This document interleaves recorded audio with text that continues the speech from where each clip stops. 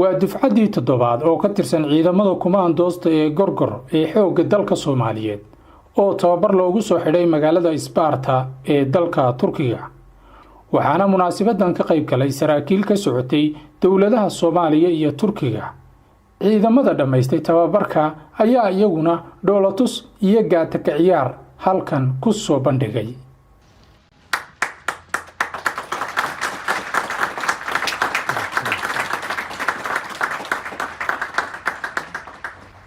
General Maxamed Xuseen Garabay oo qaybsamaha arrimaha ciidamada ee safaaradda Soomaaliya ee dalka Turkiga ayaa ka warbixiyay munaasabadan tababarka loogu soo xidhay ciidamada wuxuuna dawladda Turkiga uga mahad celiyay taageerada ay la garab joogto dawladda iyo shacabka Soomaaliyeed. runtii maanta waa maalin weyn oo maalmaha wanaagsan ee na soo maray kamid ah xafladda tani ma xafladii koowaad labaad saddexaad afaraad ma waa xafladii toddobaad haddana way sii soconaysaa waxaa nasiib wanaag noo ah annagoo ah ciidanka xoogga dalka Soomaaliyeed madaxdiisii iyo mas'uuliyiintii qarankaanba inaanu mar walbaba dhagahayno ay maqlayaan indhahayno ay arkayaan xiriirda tababar ciidan khaas ah oo dhalinyaro ah oo jiilka dhalinyarada ee wadankeena laga soo xulay daafiisa kala duwan inay 6 biloodba 3 biloodba halkan ay ku qaataan tababar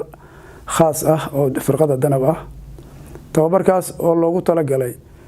in ay ciidanka xoogga dalka Soomaaliya lagu tayeeyo aqoontiisa jirkiisa iyo actionkiisa waxbarasho ee xagga colaadaha iyo waqtiyada dagaalka runtii waa tababar loo maray habka ugu wanaagsan ee casriga ah run ahaantii waxaan indhahaynu qabanayaan tababar wanaagsan oo ka duwan tababarada ciidamada qaarkood oo ah tababar khaas ah runtii dufcadana waa dufcadii toddobaad ee guutada gorgor wayna noo socon doontaa haddii alla idmo in muddo ah waxay ku biiri doonaan ciidankan halka maanta tababarka ku dhameystay saaxiibadood hore u qaata tababarada ee ku sugan waddankeena hooyo waxayna mar labaad waxayna lab jaal noqon doonaan ama ay ku biiri doonaan in ay la howlgalaan lana faltamaan saaxiibada ciidanka xoogga dalka Soomaaliyeed noocyadiisa kala duwan waa guul runtii aad u ballaaran ummadda Soomaaliyeedna ay ogtahay safaaradda Soomaaliya ee waddankan Turkigu waxay habeenii maalin ku bixisaa adeegeeda iyo howlaheeda sidii iskaashiga wanaagsan ee militariga ka dhaxeeya waddankan iyo waddanka Soomaaliya oo horumari lahaa iyadoo loo marayo habka wanaagsan iyo wada shaqeynta dhow ee alla leenahay wasaaradda gaashaandhigga iyo wasaaradda gaashaandhigga waddankeenuba labadaba ay isleeyihiin iyo wasaaradda gaashaandhigga waddankan Turkiga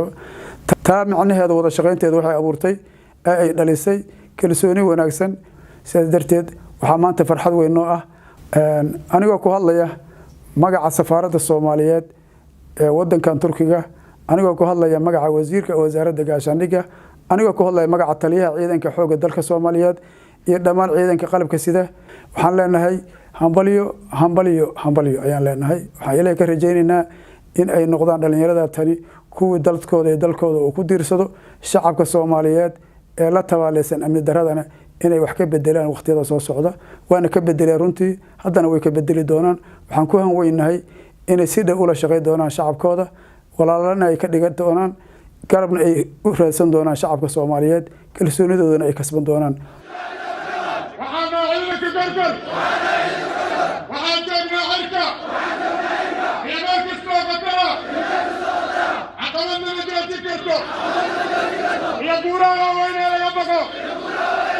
waxaana kumaandoo Soomaaliyeed